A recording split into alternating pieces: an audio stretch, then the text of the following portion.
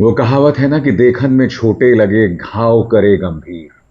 शुरुआत में करना चाहूंगा इसराइल के हैफा शहर में ताजा मिसाइल स्ट्राइक से। जी हां दोस्तों, करीब 20 सेकंड का वीडियो है और आप इस वीडियो में देखेंगे कि किस तरह से आसमानों में सबसे पहले मिसाइल्स दिखाई देती हैं। आप देख रहे हैं आसमानों में मिसाइल्स दिखाई दे रही हैं और फिर कुछ देर बाद जमीन पर जोरदार धमाका होता है।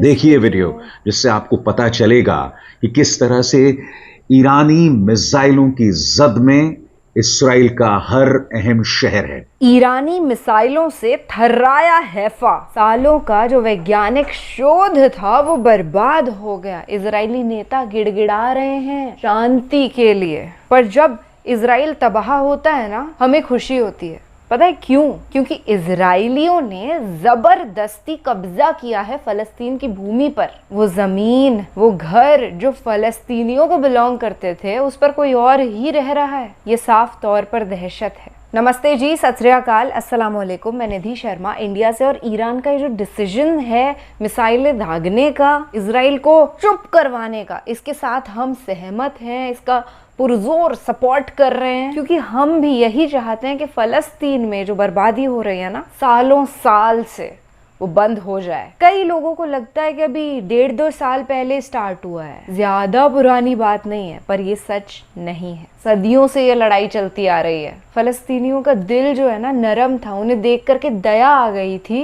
कि कोई बेघर हो गया है और उन्होंने पनाह दे दी अपने घर में। और वही लोग जो भूखे नंगे पहुंचे थे वो घुसपैठिए बन करके बैठ गए। खैर, फिलहाल अभिसार शर्मा जी हमारे साथ एक नई खबर लेकर के आए कि एग्जैक्टली सिचुएशन है क्या। बड़ा ही रिसेंटली रिलीज्ड वीडियो है and we want to know कि असलियत में हो क्या रहा है भाई। फलस्तीन के मासूम बच्चों के साथ, माओं के साथ, बुजुर्गों के साथ, आदमियों के साथ जो बदसलूकी हो गई है, उसकी भरपाई कोई नहीं कर सकता। They have lost their loved ones.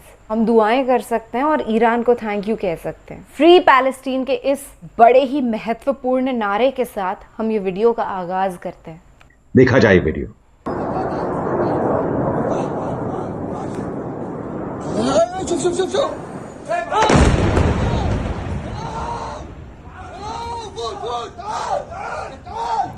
This has been happening in Palestine since a long time. और इजराइल ही कर रहे हैं। इसके अलावा दोस्तों, अब मैं दूसरे एंगल से 2 और वीडियोस दिखा रहा हूं आपके पूरे स्क्रीन पर। 2 वीडियोस, ये दूसरे एंगल से हैफा के अलग अलग हिस्सों में जो ईरानी मिसाइलों का कहर दिखाई दे रहा है। इस तरह से इस वक्त ईरानी मिसाइल्स इसराइल के हैफा शहर को टारगेट कर रहे हैं। अब मैं आपको एक और धमाका दिखाना चाहता हूं दोस्तों। एक बार फिर इसराइल का हैफा शहर निशाने पर है ईरानी मिसाइल्स के। देखा जाए। What the fuck?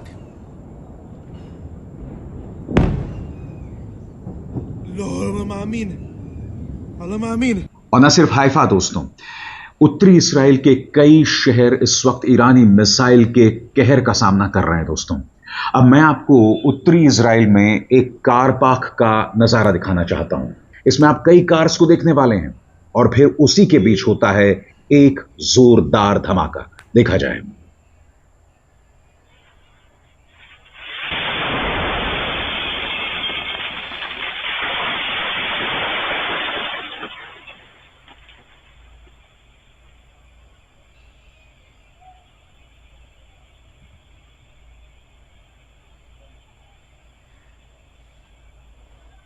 दोस्तों, इस वक्त जो मैं आपको एक मैप दिखा रहा हूं और इस मैप को अगर आप ध्यान से देखें, यहां जहां जहां आप लाल रंग के डॉट्स देख रहे हैं, ये वो जगह है जहां ईरान ने इसराइल के मिसाइल डिफेंस सिस्टम के बावजूद उस मिसाइल डिफेंस सिस्टम को भेदा, यानी आयरन डोम को भेदा और इसराइल के शहरों पर प्रहार किया। यह अपने आप में बतला रहा है कि किस तरह से ईरानी मिसाइल्स जो हैं वो सफल साबित हुई हैं। और सबसे बड़ी खबर जो कि चिंताजनक है इसराइल की निगाह से, इसराइल के पास जितने इंटरसेप्टर हैं, यानी कि जब एक मिसाइल आती है तो उसे टालने के लिए, उस हमले को टालने के लिए इंटरसेप्टर्स होते हैं।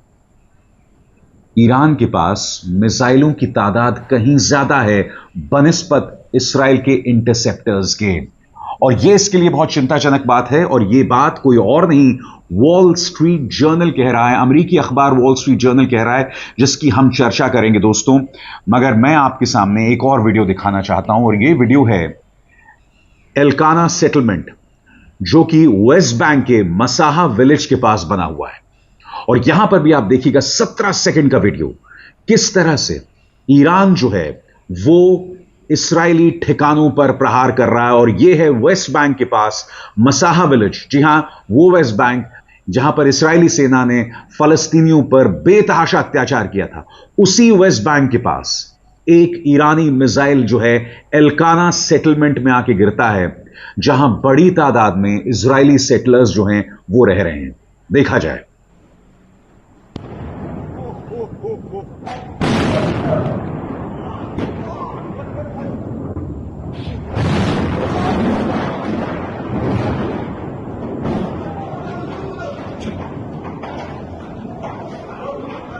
और जैसा कि कुछ देर पहले मैंने आपको बताया दोस्तों, हर गुजरते दिन के साथ इसराइल के इंटरसेप्टर्स खत्म होते जा रहे हैं। और सबसे बड़ी बात, कई वेस्टर्न एक्सपर्ट्स ये कह रहे हैं कि युद्ध विराम की जल्द घोषणा की जानी चाहिए, क्योंकि ईरानी मिसाइल्स का जवाब इसराइल के पास नहीं है। उसका सो कॉल्ड आयरन डोम बुरी तरह से एक्सपोज हो गया है। और आपका ध्यान मैं खींचना चाहूंगा वॉल स्ट्रीट जर्नल की इस रिपोर्ट की तरफ। Israel is running low on defensive interceptors, official says। सरल शब्दों में एक अमेरिकी अधिकारी के मुताबिक इसराइल के पास अब अपने डिफेंसिव एरो इंटरसेप्टर्स की कमी होती जा रही है, जिससे चिंता बढ़ गई है कि अगर यह संघर्ष जल्द नहीं थमा तो वो ईरान की लंबी दूरी की बैलिस्टिक मिसाइलों को रोकने में कमजोर पड़ सकता है। अमेरिका को इस दिक्कत का पहले से अंदाजा था, और इसीलिए वॉशिंगटन ने जमीन, समंदर और हवा तीनों जगहों से इसराइल की रक्षा को मजबूत करने की कोशिश की है। जून में जब से टकराव बढ़ा है, तब से पेंटागन ने इलाके में और मिसाइल डिफेंस सिस्टम भेजे हैं। अब यह चिंता अमेरिका को भी सता रही है, कहीं उसके पास भी इंटरसेप्टर्स की कमी ना हो जाए। और कीजिए, मैं यहां क्या कह रहा हूं, मुद्दा सिर्फ यह नहीं है कि इसराइल के पास इंटरसेप्टर्स की कमी हो जाएगी। अब अमेरिका को यह चिंता सता रही है कि उसके पास भी जो इंटरसेप्टर्स हैं वो कम ना हो जाए। इसीलिए अमेरिका यह रास्ता तलाश रहा है कि क्या युद्ध विराम की घोषणा हो सकती है। कुछ और नहीं तो क्या अस्थायी युद्ध विराम की घोषणा हो सकती है, यानी कि कुछ अवधि के लिए शांति हो और इसराइल दोबारा कार्रवाई शुरू कर दे। और मैं आपका ध्यान खींचना चाहूंगा वॉल स्ट्रीट जर्नल की रिपोर्ट के इस पहलू की तरफ, आपके स्क्रीन पर। ईरान के पास इतने ज्यादा मिसाइल हैं जितने इसराइल और अमेरिका के पास इंटरसेप्टर्स भी नहीं हैं। विश्लेषकों का कहना है कि जो भी हो, अधिकारियों को जल्द से जल्द यह जंग खत्म करने के लिए कुछ करना होगा, क्योंकि अमेरिका और इसराइल के पास लगातार मिसाइलें रोकते रहने की ताकत लंबे समय तक नहीं है। और बात वहां नहीं रुकती दोस्तों। अभी कुछ ही दिनों पहले आपने देखा था कि किस तरह से इजरायली हैकर्स ने ईरान की अर्थव्यवस्था पर निशाना साधा था। अब मैं आपको बताना चाहता हूं ईरान क्या कर रहा है। द क्रेडल की इस रिपोर्ट के मुताबिक, जो आप अपने स्क्रीन पर देख रहे हैं, ईरान इसराइल के कई सिक्योरिटी कैमरास को हैक कर रहा है। वो उसके सीसीटीवी कैमरास को क्यों हैक कर रहा है? ताकि वो इसराइली जगहों पर और सलीके से और फोकस्ड अंदाज में हमला कर सके। सही सुना आपने दोस्तों। इस वक्त ये जो जंग का तरीका है, ये वॉरफेयर क्या रुख ले रही है, इसका अंदाजा किसी को नहीं है। किसी ने कल्पना नहीं की थी कि ईरान इस युद्ध को यहां तक ला पाएगा। द क्रेडल की रिपोर्ट पर गौर कीजिए। Iran hacking security cameras across Israel to improve missile accuracy. सरल शब्दों में, सिक्योरिटी कैमरास को हैक किया जा रहा है ताकि मिसाइल अपने निशाने पर लग सके। और इसे प्रमाणित करने के लिए मैं आपके सामने एक वीडियो पेश करना चाहता हूं। यह वीडियो है गैवयाम टेक्नोलॉजी पार्क में ईरानी हमले का। और यह गैवयाम टेक्नोलॉजी पार्क है बारशीबा में। बारशीबा वही जगह है दोस्तों जहां पर ईरानी मिसाइल से एक अस्पताल पर हमला किया गया था। सोरोका अस्पताल, यहीं पर ईरान ने हमला किया था। अब इस टेक्नोलॉजी पार्क में इसीलिए हमला संभव हो पाया है क्योंकि यहां के सिक्योरिटी कैमरास को ईरान ने हैक कर लिया था। यह वीडियो देखिए दोस्तों और फिर मैं उसकी चर्चा करता हूं।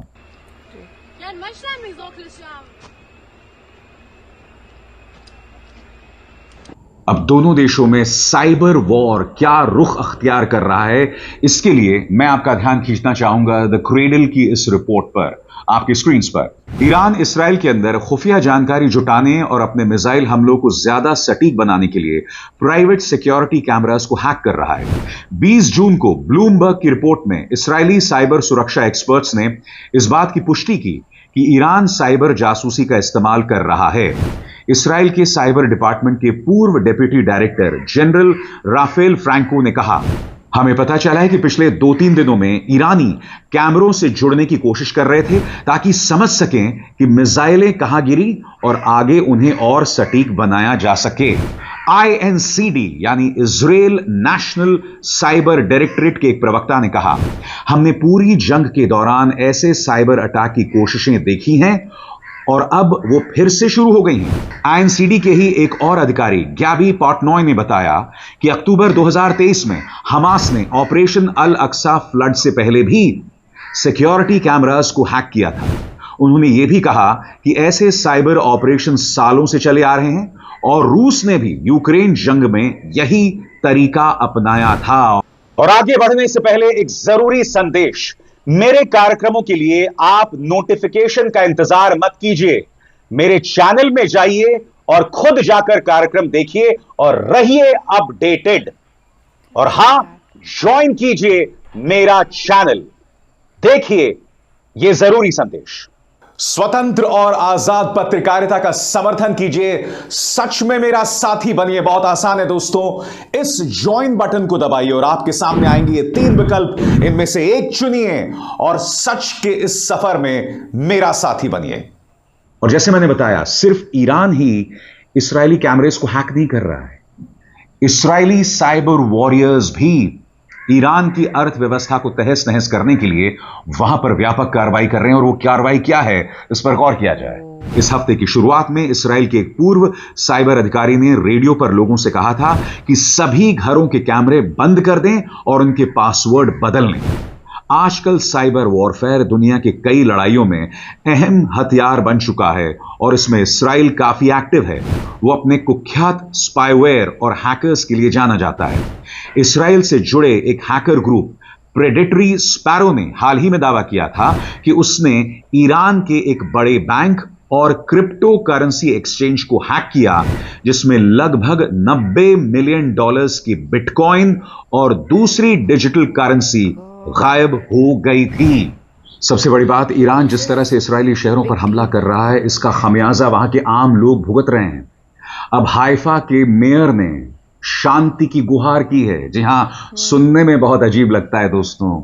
जिस इस्राएल ने ईरान पर जंग थोपी, अब वहां के एक मेयर शांति के लिए गिड़गिड़ा रहे हैं। सही सुना आपने दोस्तों। और इसके लिए आपको गौर करना पड़ेगा कि वहां के मेयर, हाइफा के मेयर दरअसल कह क्या रहे हैं। गौर किया जाए दोस्तों। इस खेल का असली नाम है शांति। जी हां, सुना आपने, इस खेल का असली नाम है शांति। ये वहां के एक मेयर कह रहे हैं। गौर किया जाए, इस खेल का असली नाम है शांति।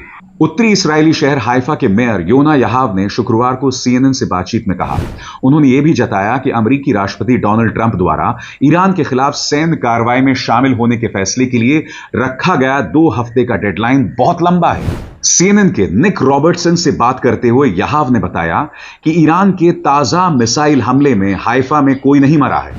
इस्राएल इमरजेंसी सर्विस के मुताबिक कुल 21 लोग जख्मी हुए हैं, जिनमें से 3 की हालत गंभीर है। याहाव ने कहा, मुझे जंगें पसंद नहीं हैं और बताया कि वो खुद अब तक 10 जंगें देख चुके हैं। उन्होंने दोहराया, असल मकसद शांति है। सुनकर भी अजीब लगता है ना कि एक इस्राएली नेता यह कह रहा है कि असल मकसद शांति है। वो इस्राएल जिसने गजा के अंदर, वेस्ट बैंक के अंदर, लेबनान में और अब ईरान में जंग बरपाई, उसे जब ईरान से जवाब मिल रहा है, तब वहां का एक मेयर शांति के लिए गिड़गिड़ा रहा है। आगे उन्होंने बताया कि उनका शहर, जहां यहूदी और अरब दोनों समुदाय के लोग रहते हैं, बीते 100 साल से ज्यादा शांतिपूर्ण रहा है। जब उनसे पूछा गया कि जेनेवा में ईरान और यूरोपीय देशों के बीच जो बातचीत हो रही है, उस पर उनकी क्या राय है, तो उन्होंने उम्मीद जताई कि इसका नतीजा एक शांति समझौता ही होगा। ट्रंप के 2 हफ्ते वाले डेडलाइन पर उन्होंने कहा यह बहुत ज्यादा है क्योंकि जंग के माहौल में रहना लोगों के लिए बेहद मुश्किल है। उन्होंने कहा मुझे ट्रंप से कोई पक्की बात नहीं मिल रही है और यही मुझे परेशान कर रहा है। मुझे स्थिरता पसंद है और मुझे लगता है कि ट्रंप को मुझे यह स्थिरता देनी चाहिए। अब आपने गौर किया यहां पर वो क्या कह रहे हैं? एक तरफ वो ये कह रहे हैं कि यूरोप के नेता और ईरान के बीच जो बातचीत चल रही है उम्मीद है उसका कोई हल निकले। दूसरी तरफ अमेरिका ने जो ये कहा है ना कि मैं 2 हफ्ते के अंदर ये फैसला लेने वाला हूं कि मुझे इस जंग में शामिल होना चाहिए या नहीं, इसके बारे में उनके मेयर कहते हैं कि यह समय बहुत लंबा है। यानी कि अगर अमेरिका इस वक्त जंग में शामिल हो जाए तब इन्हें कोई प्रॉब्लम नहीं, क्योंकि वो जानते हैं कि एक बार अमेरिका इस जंग में शामिल हो जाता है तब बाजी पूरी तरह से इस्राएल के पक्ष में हो सकती है। मैं कह रहा हूं हो सकती है क्योंकि अभी कुछ ही देर पहले मैंने आपको वॉल स्ट्रीट जर्नल की एक रिपोर्ट दिखाई जिसमें साफ साफ लिखा गया था कि जितनी मिसाइलें ईरान के पास हैं उससे बहुत कम इंटरसेप्टर्स अमेरिका और इजराइल के पास हैं। यानी कि कहीं ना कहीं इस मेयर के भाव में भी एक किस्म का दोहरा मापदंड है। वो शांति की बात तो कर रहे हैं मगर दूसरी तरफ वो ये भी कहते हैं कि अमेरिका को इस जंग में शामिल होना चाहिए और यही इस्राएल का दोहरा मापदंड है। आप समझ रहे हैं ना दोस्तों मैं क्या कह रहा हूं? बहरहाल मैं आपको बतलाना चाहता हूं कि बातचीत की प्रक्रिया शुरू हो चुकी है और पुरजोर कोशिश की जा रही है और इस बीच ईरानी विदेश मंत्री अरागची का बयान आया है। उन्होंने कहा है कि देखिए हमने कूटनीति का रास्ता कभी नहीं त्यागा। जब इस्राएल ने हमला किया उस वक्त कूटनीति ही चल रही थी, यानी कि बातचीत ही चल रही थी, बावजूद इसके इस्राएल ने हमला किया। आखिर क्यों? यह सवाल पूछ रहे हैं ईरानी विदेश मंत्री अरागची। सुना जाए। کردیم به لحاظ حقوق بین الملل، به لحاظ قوانین بین الملل، به لحاظ وجدان به هر حال بشری واقعا دست بالاتر رو داریم. حتی با غربی ها که من صحبت میکنم وقتی استدلال ما رو میشنون هیچ حرفی برای گفتن ندارند و اینکه خب ما در حال مذاکره بودیم، در حال اجرای دیپلماسی بودیم. बहरहाल बातचीत को लेकर बात कहां बढ़ रही है आपकी स्क्रीन पर। शुक्रवार को जेनेवा में ईरान के विदेश मंत्री अब्बास अरागची की मुलाकात फ्रांस, जर्मनी और ब्रिटेन के नेताओं के साथ हो रही है जिसमें यूरोपीय संघ के विदेश नीति प्रमुख भी शामिल। इस बैठक से पहले ब्रिटेन के विदेश मंत्री डेविड लामी ने कहा अब एक मौका बना है जिससे मध्य पूर्व में बढ़ते तनाव को खत्म किया जा सकता है। उनका इशारा अमेरिकी राष्ट्रपति डोनाल्ड ट्रंप के उस ऐलान की तरफ था जिसमें उन्होंने कहा था कि वो ईरान पर हमला करने से पहले 2 हफ्ते का वक्त कूटनीति को देंगे। ये इस संघर्ष की शुरुआत के बाद ईरान और पश्चिमी नेताओं के बीच पहली बार आमने सामने की बातचीत है, लेकिन फिलहाल किसी बड़ी सफलता की उम्मीद बहुत कम लग रही है। दोस्तों मैं आपको बताता हूं मुझे क्या लगता है क्या हो रहा है। मुझे ऐसा लग रहा है कि इस्राएल चाहता है कि कुछ देर के लिए युद्ध विराम हो ताकि वो रिकूप कर सके, यानी कि एक बार फिर तैयारी कर सके और 15-20 दिन के युद्ध विराम के बाद या 1 महीने के युद्ध विराम के बाद वो दोबारा हमला कर देगा, ये कहते हुए कि ईरान परमाणु बॉम्ब बना रहा है। क्योंकि आपको समझना पड़ेगा दोस्तों कि इस वक्त इस्राएल को जबरदस्त नुकसान हो रहा है। आपकी स्क्रीन पर इस खबर पर गौर कीजिएगा। Iran missile strike hits Weissman institute, Israel's crown joule of science. Weissman institute दरअसल इस्राएल का एक वैज्ञानिक संस्थान है जहां पर उसके जबरदस्त वैज्ञानिक शोध होते हैं। ईरान का एक मिसाइल स्ट्राइक और पूरा वीजमैन इंस्टीट्यूट बर्बाद हो गया है। सरल शब्दों में कई सालों की जो रिसर्च है, कई सालों का शोध वो बर्बाद हो गया है। इसलिए मैं आपसे कह रहा हूं दोस्तों, ईरान जो हमला कर रहा है ना वो बहुत सोच समझ कर रहा है। उसके हमलों में आम इस्राएली नहीं मारा जा रहा है, यानी कि अब तक करीब 30 लोग मारे गए हैं, मगर उसके अधिकतर हमले उसके स्टॉक बाजार पर हैं, उसके वैज्ञानिक संस्थानों पर हैं, जिसका इस्राएल को जबरदस्त नुकसान हो रहा है। और मैं आपका ध्यान खींचना चाहूंगा इस खबर की तरफ जो क्या कह रही है। हालांकि रविवार सुबह के वीजमैन इंस्टीट्यूट ऑफ साइंस पर हुए हमले में कोई मारा नहीं गया है, लेकिन इसने कैंपस के कई लैब्स को बुरी तरह तबाह कर दिया है। सालों की वैज्ञानिक रिसर्च एक झटके में खत्म हो गई है और इस्राएली साइंटिस्ट के लिए यह एक डराने वाला संदेश है कि अब वे और उनका ज्ञान ईरान के साथ बढ़ते इस संघर्ष में सीधे निशाने पर है। मॉलिक्यूलर सेल बायोलॉजी और मॉलिक्यूलर न्यूरोसाइंस डिपार्टमेंट के प्रोफेसर ऑरेन शुल्डनर, जिनकी लैब इस हमले में बुरी तरह तबाह हो गई, उन्होंने कहा ईरान के लिए यह एक नैतिक जीत है। उन्होंने इस्राएल की साइंस की शान पर चोट की है। गौर कीजिएगा, ईरान के लिए एक नैतिक जीत है और उन्होंने इस्राएल के साइंटिफिक रिसर्च पर प्रहार किया है। समानांतर तौर पर दोस्तों, मैं आपको बताना चाहूंगा कि ईरान में भी हालात खराब हैं, क्योंकि इस वक्त तेहरान की स्काईलाइंस पर एक तरह से कहा जा सकता है कि इजराइल जहां चाहे हमला कर रहा है और वहां पर पिछले करीब 60 घंटों से इंटरनेट ब्लैकआउट चल रहा है। और इस बारे में क्या खबर है इंटरनेट ब्लैकआउट को लेकर, इस पर गौर किया जाए। ईरान की इंटरनेट बंदी को अब 48 घंटे हो गए हैं। CNN के रिपोर्टर सॉफ वॉन्स के मुताबिक इस्राएल के साथ चल रहे टकराव के बीच ईरान में लोगों की ऑनलाइन पहुंच अभी भी बेहद सीमित है और इंटरनेट बंदी को 48 घंटे हो चुके हैं। नेट ब्लॉक्स, जो इंटरनेट निगरानी रखने वाला एक NGO है, उसके डेटा के मुताबिक बुधवार दोपहर को इंटरनेट कनेक्टिविटी सिर्फ 3% पर पहुंच गई है और तब से अब तक बहुत कम बनी हुई है। इंटरनेट ब्लैकआउट उस दिन के बाद शुरू हुआ जब ईरान के बैंक सेपाह पर एक साइबर अटैक हुआ, जिसकी जिम्मेदारी एक इस्राइल समर्थित हैकर ग्रुप ने ली। इस अटैक के बाद कई ATM मशीन्स काम करना बंद हो गईं। पिछले हफ्ते जब से इस्राइली हमले शुरू हुए हैं, तब से ईरान में आंशिक इंटरनेट बंदी चल रही है। जैसे जैसे लोग तेहरान जैसे बड़े शहरों को छोड़ रहे हैं और बिजनेस बंद हो रहे हैं, इंटरनेट यूजर्स की संख्या और भी घट गई है। तो इस इंटरनेट बंदी की जो सबसे बड़ी वजह है वो है इजरायली हैकर्स। वो इजरायली हैकर्स जिसने बिटकॉइन पर प्रहार करते हुए वहां पर $90 मिलियन की सफाई कर दी थी, बर्बादी कर दी थी। और उसी के चलते ईरान में इस वक्त सिर्फ 3% इंटरनेट कनेक्टिविटी है। दोस्तों, मैं आपको इस मंच से जो बातें बता रहा हूं ना, वो सिर्फ जंग से जुड़ी बातें नहीं है।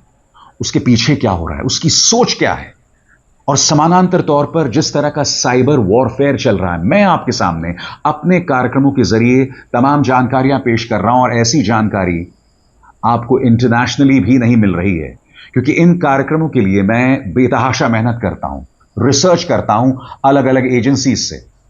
और मेरी कोशिश रहती है, क्योंकि देखिए गलती किसी से भी हो सकती है, मेरी कोशिश रहती है कि जो भी जानकारी मैं आप तक पहुंचाऊं पूरी तरह से फैक्चुअल हो, तथ्यात्मक हो, और आगे भी ऐसा होता रहेगा। अभिसार शर्मा को दीजिए इजाजत। नमस्कार। Thank you so much Abhisar Sharma ji. इतनी ऑथेंटिक न्यूज़ हम तक पहुंचाते हैं इस गोदी मीडिया के दौर में, बहुत बड़ी बात है। हम इनको दिल से सलाम करते हैं। और ईरान, वंडरफुल जॉब। इजराइल के नेताओं को अब हाथ जोड़ करके शांति के लिए गिड़गिड़ाना पड़ रहा है। कितनी हैरान कर देने वाली बात है, इमेजिन भी नहीं कर सकते। वो इजराइल जो खुद से हमले करता है, जो मिसाइलें दागता है, जिसे मतलब नहीं लोगों की फैमिलीज उजड़ जाएंगी, वो इजराइल शांति की बात करते हुए बड़ा बेवकूफ सा नजर आता है। नालायकी की जो सारी हदें होती है ना, वो इजराइल ने, नेतन्याहू ने पार कर दी। डेविल, अगर राक्षस का पर्यायवाची मुझसे कोई पूछेगा ना, तो मैं नेतन्याहू का नाम ले दूंगी बिना किसी सेकंड थॉट के। ये सब लड़ाइयाँ नहीं होती। ईरान को इजराइल पर कोई मिसाइलें नहीं दागनी पड़ती अगर इजराइल आतंकवाद मचाता ही नहीं, कभी फलस्तीन पर हमले करता ही नहीं, फलस्तीन को हड़पता ही नहीं। हड़पा तो हड़पा, ऊपर से सारे लोगों की जान लेकर के उस जमीन को कब्जे में करना चाह रहा है। पहले पैलेस्टीन का मैप कितना बड़ा था आप सब जानते हैं, and now it's like this. ऐसे छोटा सा एरिया दिखता है। जस्टिस शुड प्रिवेल, एंड हम यही प्रार्थना करते हैं कि इजराइल को अकल आ जाए और सब कुछ सही हो जाए, फलस्तीनी आबाद हो जाएं। फिलहाल के लिए मैं आपसे लेती हूँ इजाज़त। अपनी राय ज़रूर कमेंट सेक्शन में बताइएगा। ख्याल रखिए अपना और अपने सभी घर वालों का। दुआएं करते रहिए मासूमों के लिए, मजलूमों के लिए। शब्बा खैर, शुभ रात्रि, अल्लाह हाफिज।